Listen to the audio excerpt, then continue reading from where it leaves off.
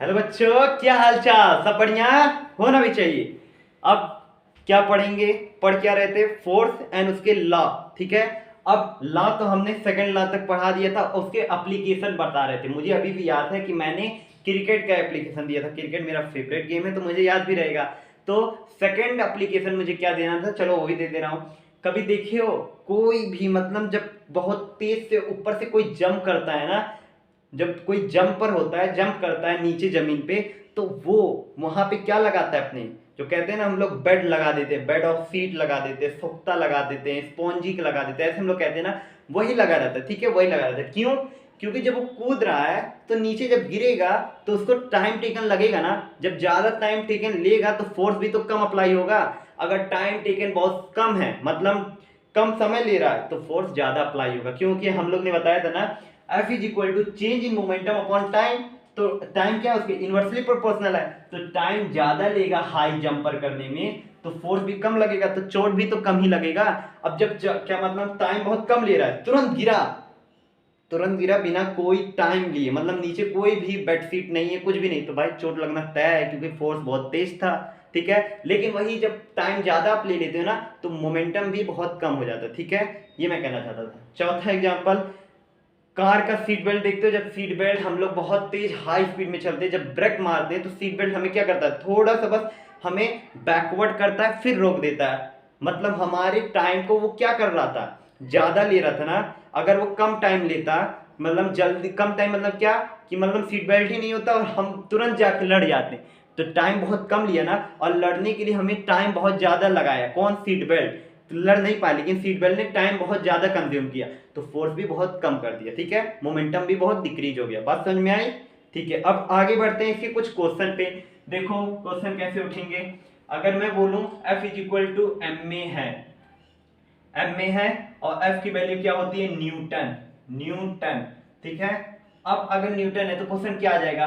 एक फोर्स दिया होगा और एक एक्सीलरेशन दिया होगा। मास फाइंड करने के लिए बोल सकता है। एक मास दिया होगा, एक्सीलरेशन दिया होगा, तो फोर्स फाइंड करने के लिए कर सकता है। एक मतलब फोर्स दिया होगा, मास दिया होगा, तो क्या फाइंड करने के लिए कह सकता है? एक्सीलरेशन कह सकता है। तो इससे कुछ क्वेश्चन मैं करवा देता हूं, फिर उसके बाद से हम आगे बढ़ेंगे। ठीक है, क्योंकि मैं बीच में बहुत क्वेश्चन नहीं करवा रहा था, मुझे भी नहीं अच्छा लग रहा था जब क्वेश्चन नहीं होता है। तो अगर मैं वही सेम क्वेश्चन रहेंगे, कुछ डिफरेंट नहीं है। Calculate the force required to impart to a car a velocity of 30 metre second in 10 second starting from rest. बोल रहा है एक कार रेस्ट से चालू है। पहले यहां से समझो, कार रेस्ट से चालू हुई है, तो क्या इनिशियल वेलोसिटी इसकी क्या हो जाएगी? जीरो हो जाएगी। इतना तो बात समझ में आ रहा है। फिर बोल रहा है कि वेलोसिटी कितनी थी कार की, लास्ट वेलोसिटी कितनी गई फाइनल? 30 metre per second. इसका भी मीटर पर सेकेंड, इसका भी मीटर पर सेकेंड, क्योंकि वेलोसिटी है। और टाइम कितना लिया? 10 सेकेंड। 10 second, 10 second. ठीक है। अब देखो बी है, यू है, बी है, टी है, ए नहीं है ना। ए तो हमें चाहिए। और फिर क्वेश्चन में क्या दिया? The mass of car is 1500 kg. Mass दे दिया है कि 1500 केजी है, तो जाहिर सी बात है ए यहां से फाइंड करेंगे, मास उधर है तो एफ फाइंड हो जाएगा ना। तो ए कैसे फाइंड करेंगे? मैंने इक्वेशन भी बताया था, B is equal to U plus A T. ये वाले से लगा सकते हो कैसे करके, A is equal to B minus U upon T. बात समझ में आई? ए फाइंड करो, बी क्या है? 30, 30 में से जीरो आएगा तो 30 ही बचेगा ना, तो और नीचे से 30 अपॉन 10 हो जाएगा। ए इज इक्वल टू 30 अपॉन 10, ये कटा तो ए की वैल्यू क्या आ जाएगी? 3 मीटर पर सेकेंड स्क्वायर। ए ये, एम ये, एफ फाइंड करना है तो क्या करोगे? F is equal to M में है, एम पुट करो 1500 इंटू 3, तो क्या हो जाएगा एफ की वैल्यू? 4500 न्यूटन। ठीक है, यही आंसर भी आएगा, यही आंसर भी है।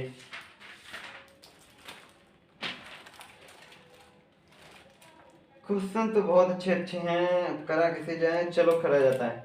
अब फोर्स ऑफ 5 न्यूटन, फोर्स जो है ऑफ 5 न्यूटन बोल रहा है। ठीक है, क्वेश्चन है force of 5 newton give us a mass of m1 and acceleration of 8 metre per second square. Question समझो, मतलब एक फोर्स है 5 न्यूटन का, और वो किस पे अप्लाई हुआ है? एक मास है, गिवन है मास, मास नहीं बताया कितना था, लेकिन एक्सीलरेशन बताया कि 8 मीटर पर सेकेंड स्क्वायर है। फिर दूसरा मास नहीं बोला गया, लेकिन उसका एक्सीलरेशन है 24 मीटर पर सेकेंड स्क्वायर। तो हमें तो फोर्स मालूम है, फोर्स दोनों पे, फर्स्ट केस में भी 5 न्यूटन, दूसरे केस में भी 5 न्यूटन, लेकिन मास पहले पता होना चाहिए ना। तो मास हमको जब पता चलेगा तभी तो हम कुछ कर पाएंगे, कितना मास था। तो मास हमें पता करना पड़ेगा सबसे पहले। और फिर बोला what acceleration would it give if the both mass are tied together. जब दोनों मास आ जाएंगे, दोनों को साथ में ले लेंगे और फोर्स पता रहेगा, तो एक्सेलरेशन दोनों मास का तब कितना आएगा। ठीक है, अब मैं पहले बोलूं कि फोर्स दोनों केस में 5 न्यूटन अप्लाई हो रहा है। मास फर्स्ट नहीं पता है, ए फर्स्ट पता है 8 metre per second square. m2 नहीं पता है, लेकिन a2 पता है कितना 24 मीटर पर सेकेंड स्क्वायर। ठीक है, ये कैसे निकालेंगे, ये a2 है। ठीक है, अब मैं बोल लूं जब फोर्स सब में दोनों में अप्लाई हो रहा है, इसमें भी 5 न्यूटन इसमें भी 5 न्यूटन, तो m की वैल्यू नहीं निकाल पाओगे। m इज इक्वल टू क्या हो जाएगा, m is equal to f upon a हो जाएगा ना। तो m इज इक्वल टू ये हो जाएगा, तो f की वैल्यू क्या आ जाएगी 5, इसकी वैल्यू हो जाएगी 8। 5 अपॉन 8 को जब तुम सॉल्व करोगे तब भी m की वैल्यू आ जाएगी m1 is equal to 0.625 kg।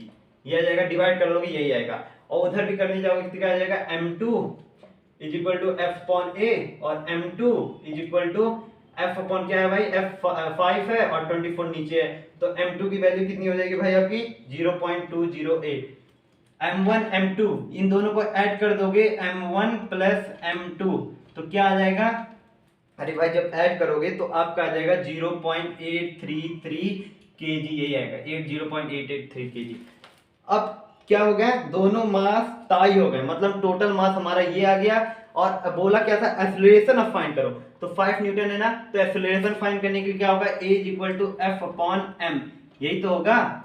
और f क्या है 5 है, और मास क्या हो गया 0.8333। हटाने के लिए क्या करेंगे, ये कितना नीचे है 30 है ना, तो ऊपर कितने हो जाएंगे 50, तो इधर कितने हो जाएंगे 833।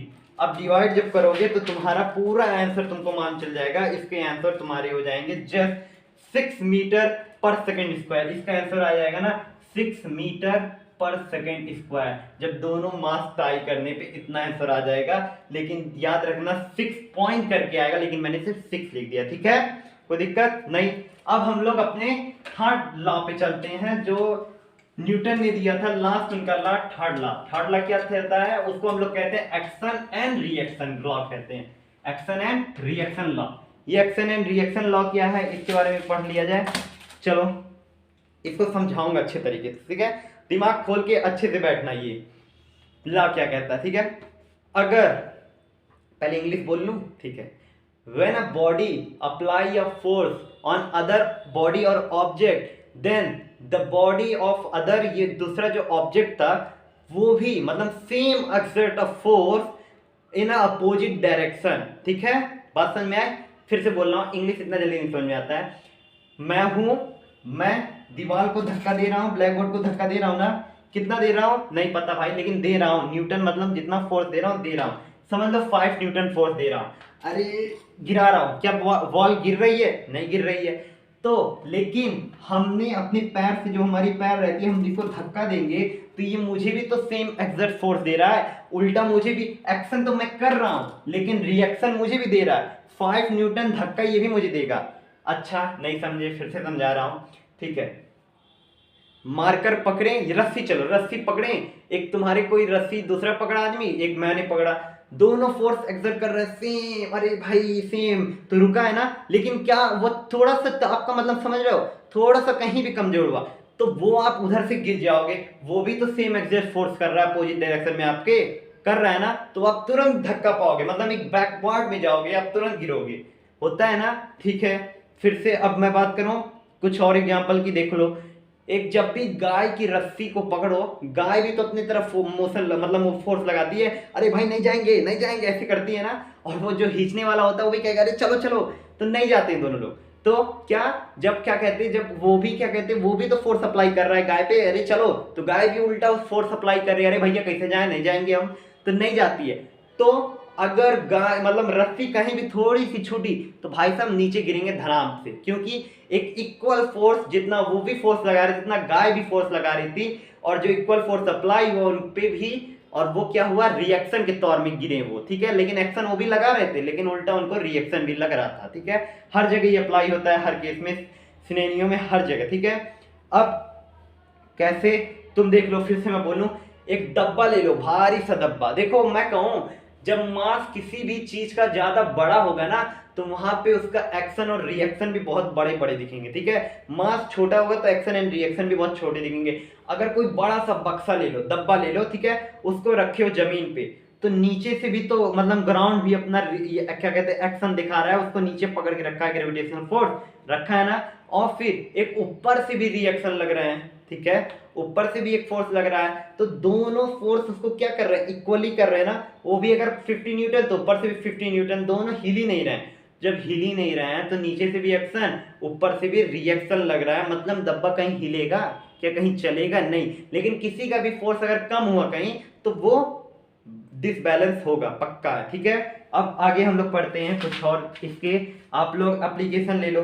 हाउ डू वी वॉक, हम लोग चलते कैसे हैं, ये भी एक्शन एंड रिएक्शन मतलब थर्ड लॉ अप्लाई होता है। कैसे देखो, अगर मैं कहूँ हम लोग चलते हैं ना ऐसे, मैं स्टेप नहीं सिखा रहा हूँ डांस का, ठीक है, डांस का स्टेप नहीं है, ऐसे जो पैर करके चल रहा हूँ, ठीक है। हम लोग चलते हैं ना ऐसे करके ना, तो क्या कर रहे हैं, एक्शन तो दिखा रहे हैं, मतलब एक्शन, एक्शन कैसा है, हम लोग अपने फीट से पैर को, मतलब फीट से ही, पैर से ही जमीन को पीछे करते हैं ना, और जमीन हमको उल्टा क्या देती है इनाम में, कहती है चल भाया चल आगे चलो, आगे चलो, वो भी तो इनाम दे रही कि आगे चलो।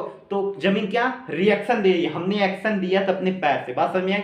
स्विमर, स्विमिंग कैसे करता है, जब वो स्विमर जब पानी के अंदर जाता है तो ऐसे अपने मतलब बहाव से वाटर को पीछे करता है ना, तो कितना फोर्स तो लगाया ना, एक्सर्ट किया फोर्स वाटर पे, तो वाटर भी उसको उल्टा फोर्स एक्सर्ट कहती चलो चलो, तो चलो जल्दी जल्दी, तो वो भी तैरने लगता है ना, वहां भी क्या होता है, थर्ड लॉ अप्लाई होता है, ठीक है। दूसरा क्वेश्चन, गन रिकॉइल्स, बहुत अच्छा क्वेश्चन है, नीट लेवल आईआईटी लेवल में भी गन रिकॉइल्स का क्वेश्चन आता है, पूछा जाता है गन रिकॉइल्स। ये रिकॉइल्स क्या होता है बता रहा हूं, कोई भी बंदूक चलाता है, आर्मी हो गए, पुलिस हो गए, सबके देखते होगे अगर यूट्यूब पे भी, किसी पे, इंस्टा पे, सब कुछ पे, तो बंदूक चलाते हैं ना, थोड़ा सा जर्क महसूस होता है, जर्क मतलब समझ रहे हो, थोड़ा सा ऐसे, मतलब बंदूक चलाए ना, कुछ ऐसे बॉडी हिलती है पीछे, थोड़ी सी हिलती है ऐसे जर्क जैसा, क्यों, ये भी मैं बता रहा हूं।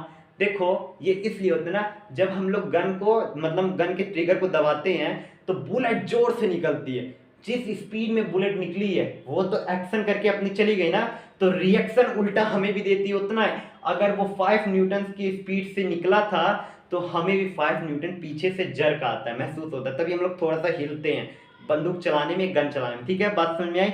इसी को हम लोग कहते हैं गन रिकॉइल, बात समझ में आया। अब दूसरा, आपके जो फ्लाइंग जेट होते हैं, ये सब एरोप्लेन होते हैं, किस पे डिपेंड करते हैं, थर्ड लॉ पे, एक्शन एंड रिएक्शन पे। एक बैलून ले लो, बैलून का रबर का टाई जो होता है ना उसको खोल दो, नीचे से एयर फ्लो होगा, और वही एयर क्या था, नीचे से एयर फ्लो हो रहा था, एक्शन कर रहा था, वही एक्शन फिर रिएक्शन में बदलता है। जब एयर नीचे से आएगा तो वो ऊपर जाएगा ना, तो एयर भी तो रिएक्शन दे रहा है ऊपर जाने के लिए, तो वही सेम चीज आपके एरोप्लेन जेट्स में भी होते हैं। जब वो अपना क्या कहते हैं फनल, कॉम्बिनेशन ऑफ फ्यूनल, तेल, ऑयल जो गैसेस होते हैं, जब वो ओपन करता है, नीचे आग जैसा दिखता है ना, वो जब आग, वो गैसेस जब नीचे आती हैं तो भी एक्शन किया, तो गैसेस भी क्या कहती हैं, रिएक्शन देती है, उतना सेम फोर्स का उसको भी पुल देती हैं, वो भी ऊपर जाता है, मतलब पुश करती हैं, ठीक है, बात समझ में आया। अब ये भी मैंने बता दिया। तो कोई भी पूछे रॉकेट किस ये प्रिंसिपल पे वर्क करता है, तो क्या होगा, एक्शन एंड रिएक्शन के, ये न्यूटन के थर्ड लॉ पे वर्क करता है, ठीक है। अब कुछ और चौथे केस हैं, ये भी मैं बता दे रहा हूं। कभी भी नाव, बोट चलाते हैं ना, बोट कह रहा हूँ, बोट कह रहा, ठीक है, जो भी हो यार, बोट चलाते हो ना, सिर्फ नहीं बोट, तो कैसे करते हो, अपने डंडे से ही तो करते हो, तो उसको भी तो वही स्विमिंग जैसा कर रहे हो, पानी को पीछे फेंक रहे हो, तो पानी भी आपको रिएक्शन दे रहा हो उतना ही फोर्स का जितना आप उस पानी को पीछे फेंके हो। अगर आपको कोई भी बीच में रिवर है, कुछ भी क्रॉस करना है, तो सेम चीज आपको पहले पीछे का कुछ धक्का देना होगा, मतलब एक्शन करना होगा, आपको भी आगे फेंकेगी और आप आगे चले जाओगे, वो भी आपको रिएक्शन दी है, ठीक है, बात समझ में आया। फिर फिफ्थ केस, जब आप मतलब फिफ्थ केस देखो, मतलब सिक्स केस या फिफ्थ केस जो भी मैं नहीं गिना। अब आपकी मैं बताऊं हॉर्स कार्ट की, हॉर्स बुल्लेक कार्ट जो होता है, बुल्लेक उसमें हो जाता है, लेकिन ये हॉर्स कार्ट है, ठीक है।